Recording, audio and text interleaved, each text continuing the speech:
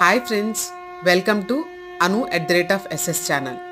మేము అరుణాచలం వచ్చామండి గిరి ప్రదక్షిణ చేయడానికి.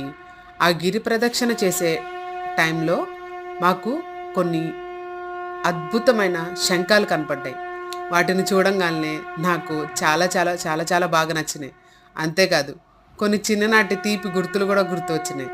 నేనైతే నా చిన్నప్పుడు బీచ్కి వెళ్ళిన ప్రతిసారి సముద్రంలో చిన్న చిన్న గవ్వలు ఎక్కడైనా దొరుకుతాయా అని చెప్పి వాటిని సెర్చ్ చేస్తూ ఉండేదాన్ని.